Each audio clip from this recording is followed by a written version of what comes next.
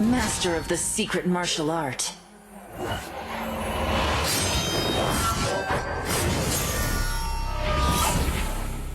Emily, the Crusher. Emily is a traitor. In her last trial, she worked with 3 other candidates and killed more than 10 supervisors, including the instructor. The 4 traitors paid a high price and were drenched in blood. However, this was just the beginning. Soon after they left the scene, they had to go into hiding in order to escape the organization. Emily did not have to do that.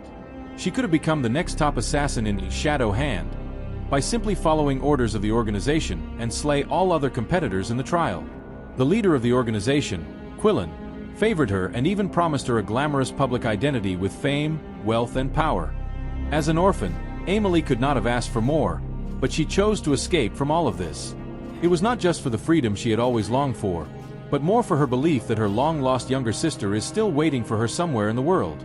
She had thought about asking the organization for help, and put extraordinary effort in her training to give her more leverage, but gave up the idea. The Shadow Hand is not a charity. They gather orphans from war, famine, and disasters, provide them with food, lodging, and cruel training. They fight and kill one another to become seeds, so they can be turned into deadly and obedient killing machines. There is no place for emotion in the organization. Emily learned it from the scar on her waist. In her first trial, she stood in front of a friend to protect him, but he stabbed her in return. Since then, she kept to herself and became quieter, more cautious and diligent. In return, she was able to survive every trial and earn the organization's favor. Many supervisors also trusted Emily for her hatred against the non-humans.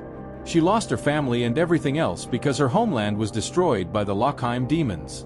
The Orc legions and demigods of the Veda were not innocent, either.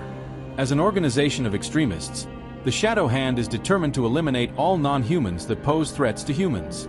They thought an orphan like Emily would be easily brainwashed. In fact, she did agree with some of their teachings, but she had always retained some sense of humanity, thanks to her longing for her sister. Emily made a promise in front of her dying parents that she would find her sister. 10 years had passed since then.